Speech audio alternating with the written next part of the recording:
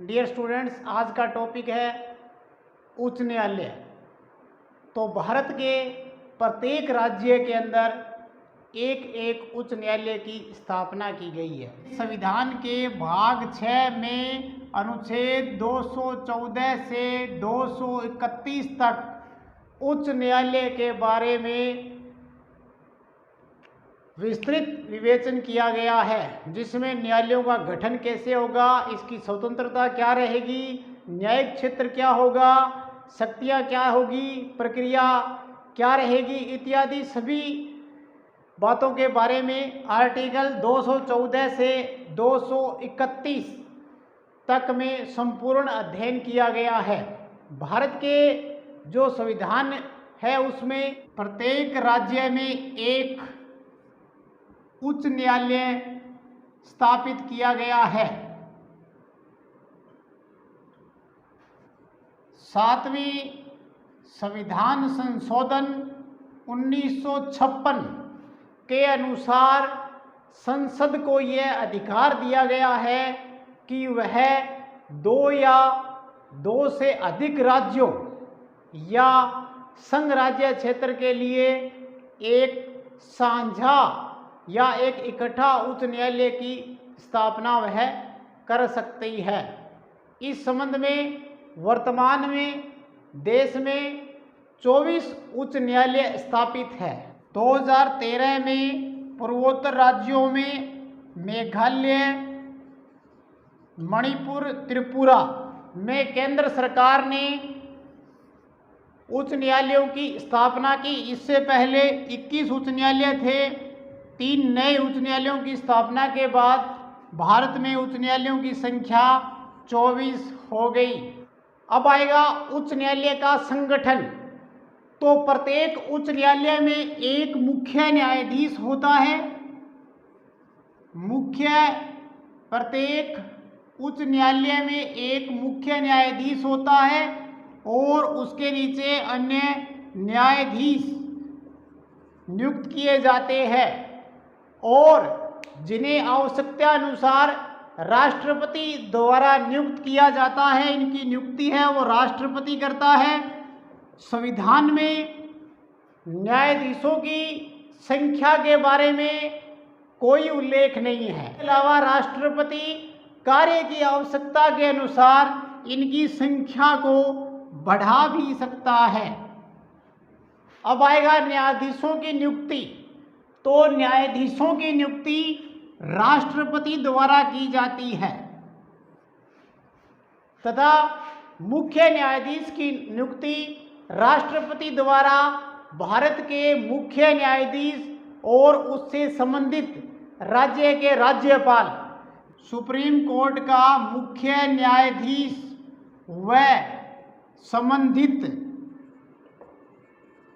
राज्यपाल से परामर्श करके उस राज्य के मुख्य न्यायाधीश की नियुक्ति की जाती है। न्यायाधीश की नियुक्ति के बाद उसके नीचे अन्य जो न्यायाधीश नियुक्त किए जाते हैं वो जो हाई कोर्ट का मुख्य न्यायाधीश होता है उससे परामर्श करके उनकी नियुक्ति की जाती है। 2 या 2 से अधिक राज्यों के जो साझा उच्च न्यायालय स्थापित किए गए हैं उनमें जो मुख्य न्यायाधीश की नियुक्ति है वो भी राष्ट्रपति उन दोनों राज्यों के राज्यपालों से परामर्श करके उनकी नियुक्ति करेगा। अगला टॉपिक है न्यायाधीशों की योग्यताएं। भी क्या क्या योग्यताएं होनी चाहिए? सबसे पहले वह भारत का नागरिक हो। 2 नंबर, उसे भारत के न्यायिक कार्य में कार्य करने का 10 वर्ष का अनुभव हो। न्यायिक क्षेत्र में उसने 10 वर्ष का क्या हो कार्य किया हो, या वो 10 वर्ष तक क्या है हाई कोर्ट में अधिवक्ता का मतलब है वकील, अधिवक्ता रह चुका हो। उन व्यक्तियों को न्यायाधीश नियुक्त किया जाता है। अब आएगा न्यायाधीशों का कार्यकाल।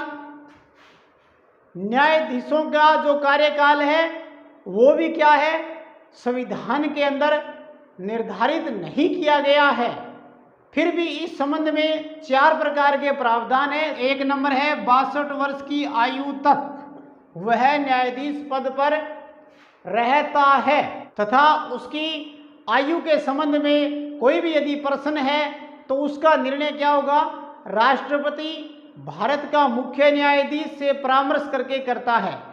इस संबंध में जो राष्ट्रपति होगा उसका निर्णय सर्वमान्य होगा। सेकंड नंबर है राष्ट्रपति को त्याग पत्र भेज सकता है, अपना वो त्याग पत्र यदि पद छोड़ना चाहता है तो वो अपना त्याग पत्र किसको देगा, राष्ट्रपति को। 3 नंबर है संसद की सिफारिश पर राष्ट्रपति पद से हटा भी सकता है, यदि संसद महाभियोग लगाकर भी न्यायाधीश को अपने पद से हटा सकती है। 4 नंबर है सुप्रीम कोर्ट में नियुक्ति होने पर तो क्या होगा कि उच्च न्यायालय का न्यायाधीश यदि उसकी नियुक्ति सुप्रीम कोर्ट में किसी पद पर हो जाती है तो वह अपने पद को क्या है, छोड़ सकता है। यदि उसका तबादला किसी दूसरे राज्य के उच्च न्यायालय में हो जाता है तो भी वह अपना पद छोड़ सकता है। न्यायाधीश को पद से हटाना तो उच्च न्यायालय और उच्चतम न्यायालय, हाई कोर्ट और सुप्रीम कोर्ट दोनों के न्यायाधीशों को समान ही कदाचार व असमर्थता के आधार पर क्या है, दोनों को भी संसद के दोनों सदन, यदि संसद में दोनों सदन लोकसभा व राज्यसभा द्वारा 2/3 बहुमत से अपने पद से राष्ट्रपति को प्रतिवेदन दिया जाए या उस न्यायाधीश के विरुद्ध 2/3 बहुमत से बिल पारित कर दे तो उसे राष्ट्रपति द्वारा हटाया जा सकता है। इसे महाअभियोग प्रक्रिया के नाम से जाना जाता है। अगला टॉपिक है न्यायाधीशों के वेतन व भत्ते। तो समय समय पर संसद द्वारा उच्च न्यायालय के न्यायाधीश के वेतन भत्ते, सुविधाएं, अवकाश, पेंशन आदि का निर्धारण किया जाता है और नियुक्ति के समय सिवाय वित्तीय आपातकाल उनमें कोई कमी नहीं की जाती। यदि कोई संकट नहीं आता है तब तक न्यायाधीश के वेतन और जो सुविधाएं उसको मिली हुई है उसमें कोई कमी कभी नहीं होती। सरकार उन्हें भत्ता व निःशुल्क आवास तथा अन्य सुविधाएं जैसे कार, टेलीफोन, चिकित्सा इत्यादि सभी सुविधाएं प्रदान करती है। और जो न्यायाधीश होता है जब वह सेवानिवृत्त हो जाता है, रिटायर हो रहे हैं, उस माह का अंतिम माह के वेतन का 50% वेतन है वो पेंशन के रूप में उन्हें प्रदान किया जाता है। अब आएगा न्यायाधीशों का स्थानांतरण।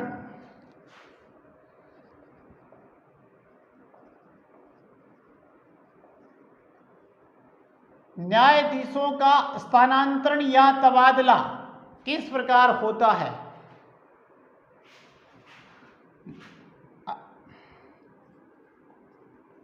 संविधान के अनुच्छेद 222 में किसी भी उच्च न्यायालय के न्यायाधीश का तबादला दूसरे उच्च न्यायालय में राष्ट्रपति भारत के मुख्य न्यायाधीश से परामर्श करके करता है।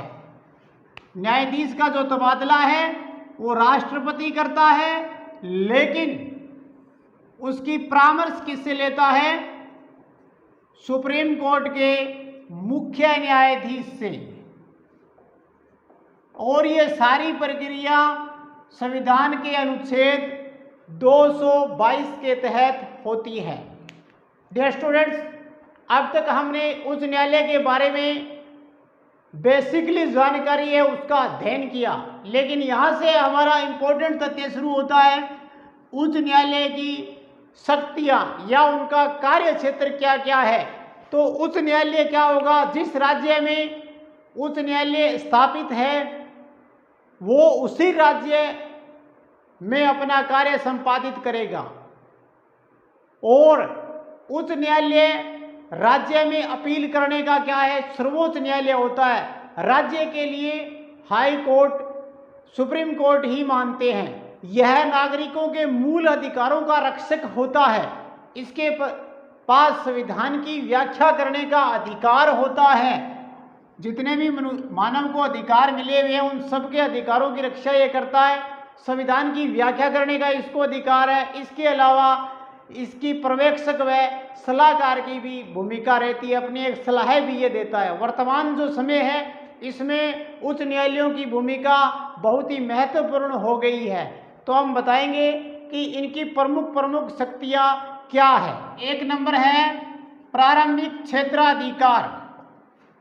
इसका तात्पर्य यह है कि यह प्रथम दृष्टया मामलों की सुनवाई सीधे न करके अपील के जरिए करता है, जिसका विस्तारित रूप इस प्रकार है। प्रारंभिक क्षेत्राधिकार में सबसे पहले आधिकारिकता का मामला अधिकार होना चाहिए। वो वसीयत, विवाह, तलाक मामले, कंपनी के कानून के मामले, न्यायालय के आदेशों की जो अवहेलना के मामले हैं वो सारे वो अपील के जरिए सुनवाई करता है।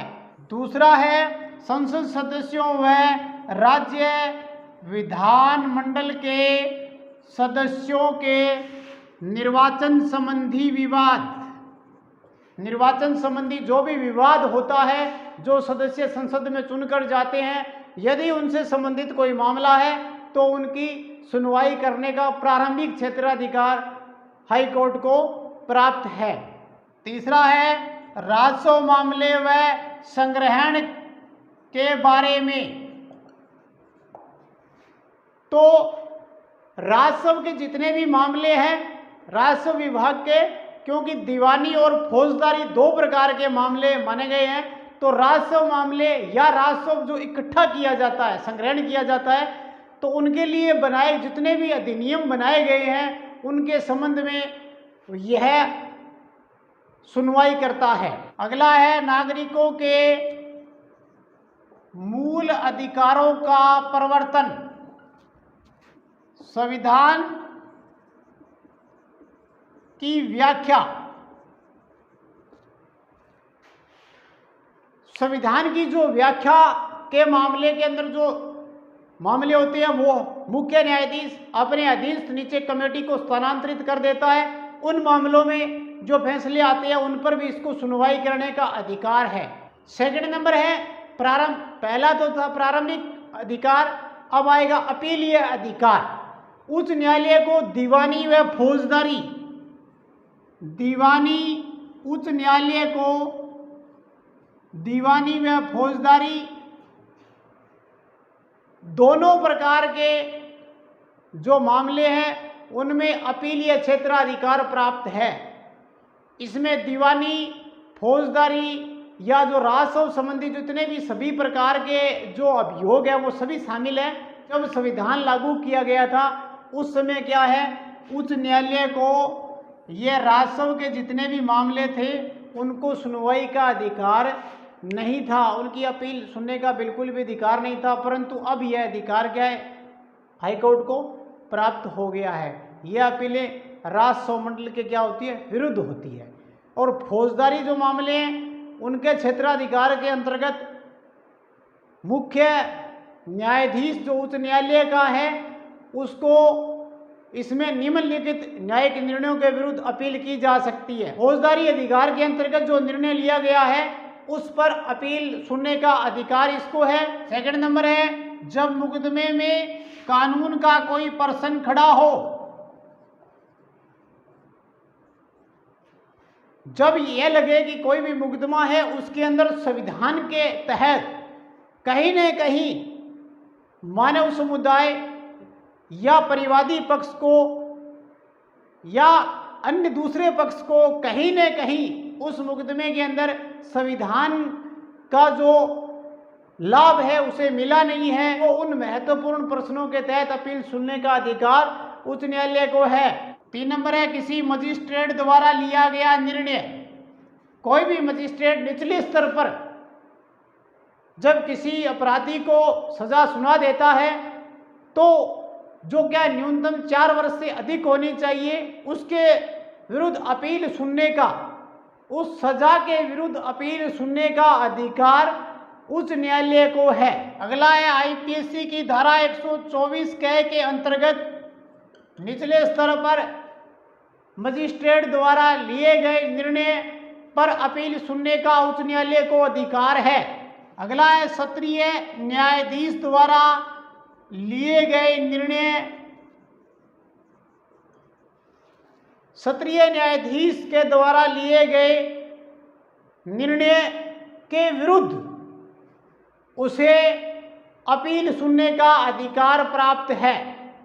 इस प्रकार इसके अलावा, इन सब के अलावा न्यायालयों को कुछ अन्य अपील संबंधी अधिकार भी मिले हुए हैं, जैसे आयकर, बिक्री कर इत्यादि मुकदमों के लिए जो वित्तीय न्यायाधिकरण स्थापित किए गए हैं, उनके फैसलों के विरुद्ध उच्च न्यायालय में अपील की जा सकती है। इसके अलावा न्यायालय उत्तराधिकार, भूमि प्राप्ति तथा संरक्षक से संबंधित विभिन्न मुकदमों में उसमें अपील इस क्षेत्र में की जा सकती है। 3 नंबर है अधीक्षण का अधिकार। आर्टिकल 227 के अनुसार उच्च न्यायालय को अपने अधीन जितने भी जिला स्तर व तहसील स्तर पर जितने भी नीचे उसके न्यायालय कार्य कर रहे हैं, उन सब न्यायालय के जितने भी प्रकरण हैं उन पर अधीक्षण करने का अधिकार है। इसके अंतर्गत वह अपने अधीनस्थ न्यायालय से किसी भी मुकदमे से संबंधित कागजात मांग सकता है। कौन? High court.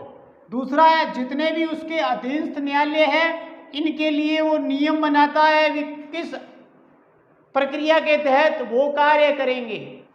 तीसरा है जो भी विवाद है और हाई कोर्ट को लगे कि उसमें सही समीक्षा नहीं हो रही है, तो वो उस मुकदमे को एक न्यायालय से दूसरे न्यायालय में स्थानांतरण कर सकता है, ताकि उस मुकदमे के निर्णय पर किसी प्रकार की कोई परेशानी न हो या किसी प्रकार की कोई ठेस न पहुंचे। हाई कोर्ट अपने अधीनस्थ न्यायालयों में कर्मचारियों, न्यायाधीशों की नियुक्ति करता है, उनके वेतन, भत्ते, पदोन्नति तथा अवकाश के संबंध में वो क्या करता है? नियम बनाता है।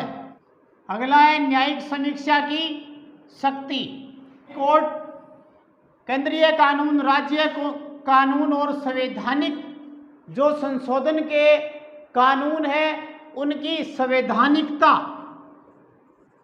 मीन्स उसको लगे कि संविधान को इन कानूनों से कहीं न कहीं खतरा पैदा हो सकता है, तो वो इन कानूनों को अवैध घोषित कर सकता है। इसी को न्यायिक समीक्षा की शक्ति कहा जाता है। यह उच्च न्यायालय की सबसे महत्वपूर्ण शक्ति है, इम्पोर्टेंट शक्ति है। इसके तहत वो किसी भी केंद्रीय कानून, राज्य कानून या कोई संवैधानिक कानून जिससे उससे लगे कि संवैधानिकता पर खतरा पैदा होने वाला है, तो वो इसे अवैध घोषित कर सकता है। ये इसको प्रमुख रूप से शक्ति प्राप्त है। 5 नंबर है अभिलेख न्यायालय। सुप्रीम कोर्ट की तरह हाई कोर्ट भी एक अभिलेख न्यायालय है। इसका अर्थ यह है कि इसके निर्णय, हाई कोर्ट के जो भी निर्णय हैं, जितने भी हाई कोर्ट के निर्णय हैं और उनकी न्यायिक कार्रवाइयाँ हैं, जितनी भी कार्यवाहियाँ उच्च न्यायालय के अंदर संपन्न होती है, उन सब कार्यवाहियों का प्रकाशन होता है और उन्हें अपने राज्य क्षेत्र में साक्षी के रूप में स्वीकार किया जाता है। न्यायालय अपनी अवमानना के लिए, यदि न्यायालय की कोई अवमानना करता है उनके आदेशों की, तो वो उसके लिए उसे दंड भी दे सकता है। 6 नंबर है लेख जारी करने का अधिकार। संविधान के अनुच्छेद 226 के अनुसार हाई कोर्ट को मौलिक अधिकार को लागू करने तथा अन्य उद्देश्यों की पूर्ति के लिए लेख आदेश या निर्देश जारी करने का क्या है, इनकी पूर्ति करने के लिए उसे लेख आदेश या निर्देश जारी करने का पूर्णतया अधिकार प्राप्त है। इसके बाद आएगा 7 नंबर प्रशासनिक शक्तियां।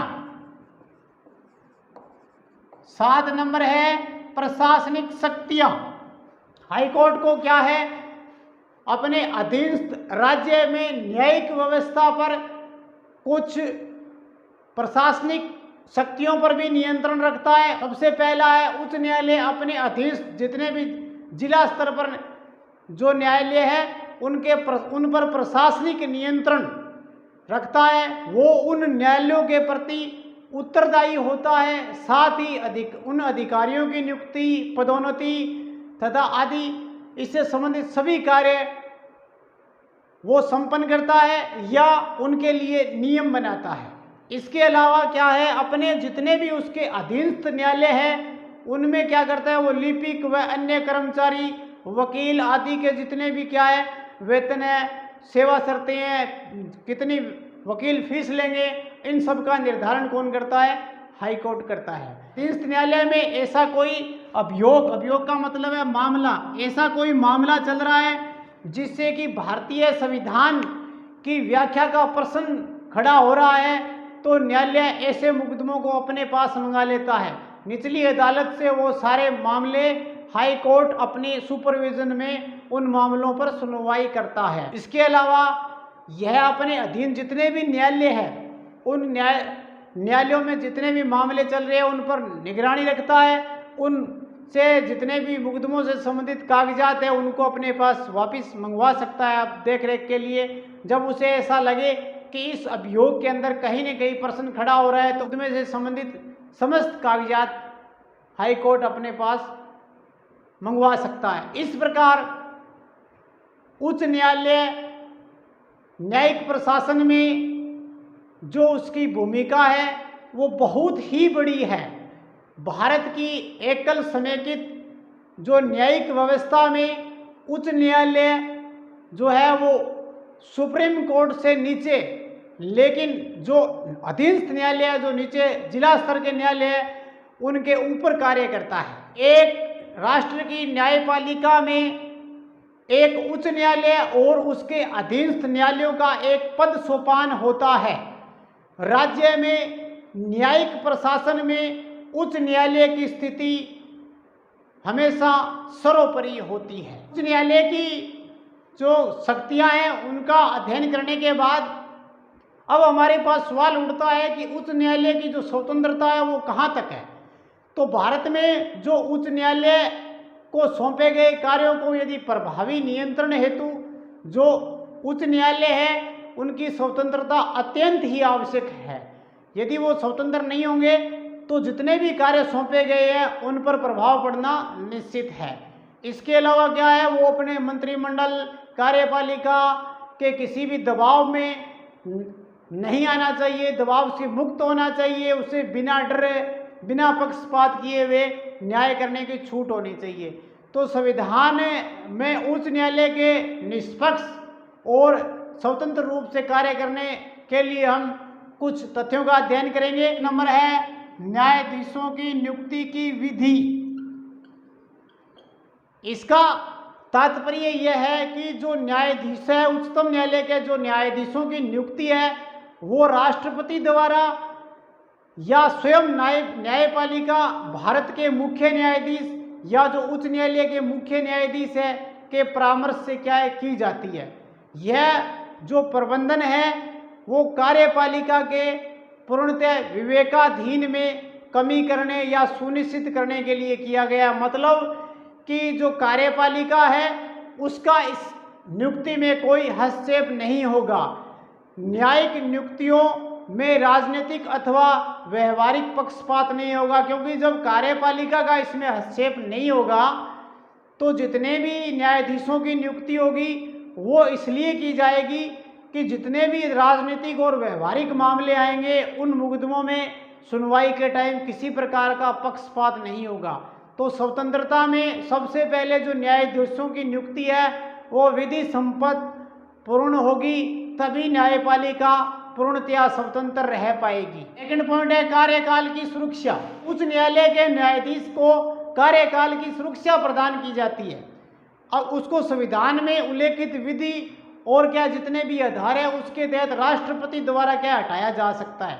लेकिन इसका तात्पर्य यह है कि केवल राष्ट्रपति की इच्छा पर ही वो नहीं बने रहते, जबकि नियुक्ति राष्ट्रपति करता है। तथ्य से हमें यह स्पष्ट करना है कि अब तक किसी भी उच्च न्यायालय के न्यायाधीश को महाभियोग द्वारा हटाया नहीं गया है। 3 नंबर पॉइंट है निश्चित सेवा व शर्तें।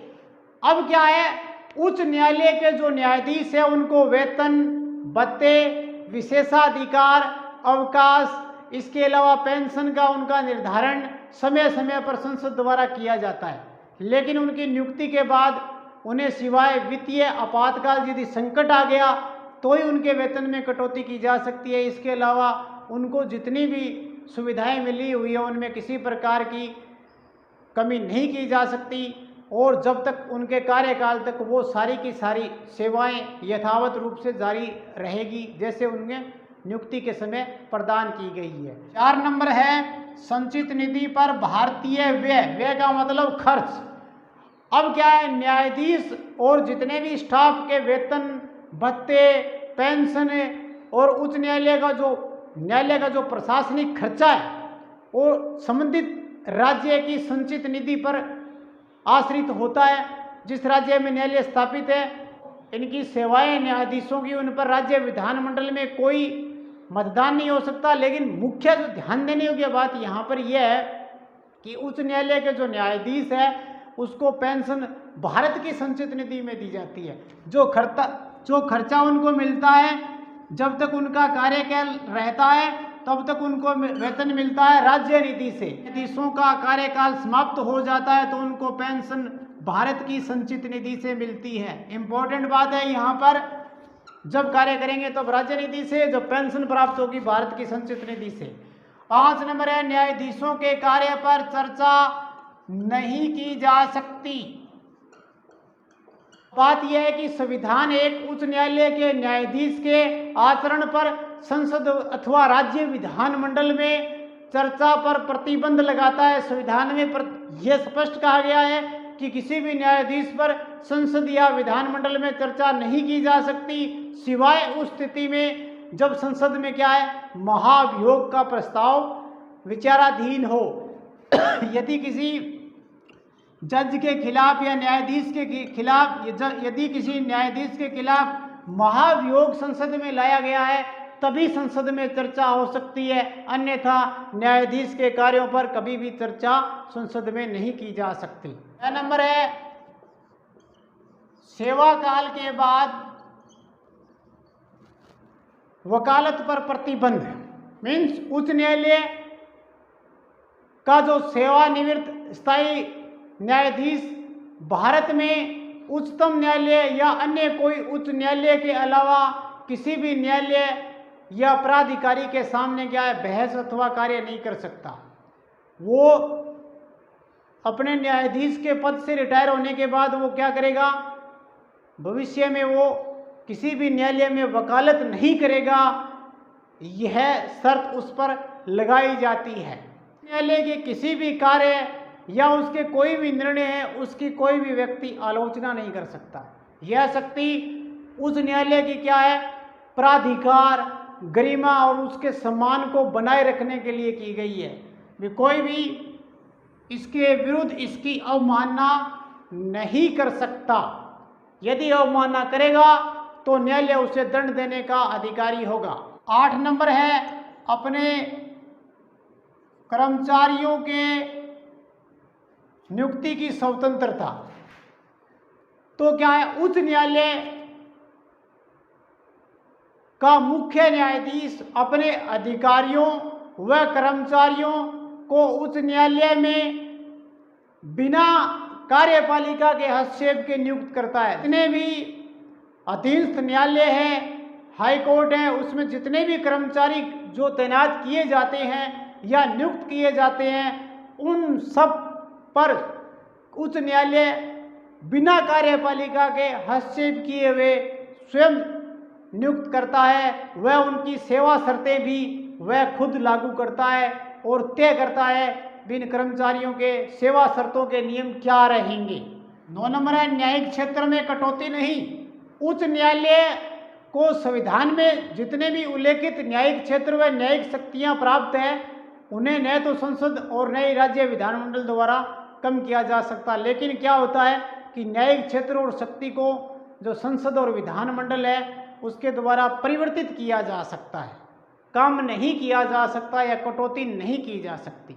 10 नंबर है कार्यपालिका का पृथक्करण। द्वारा राज्यों को निर्देशित किया गया है कि लोक सेवाओं में जो न्यायपालिका को क्या कार्यपालिका से क्या अलग पृथक रखना चाहिए, उसके साथ सम्मिलित नहीं करना चाहिए और जितने भी जो कार्यपालिका है उसको न्यायिक शक्तियां मिली हुई है उनमें हस्तक्षेप नहीं करना चाहिए।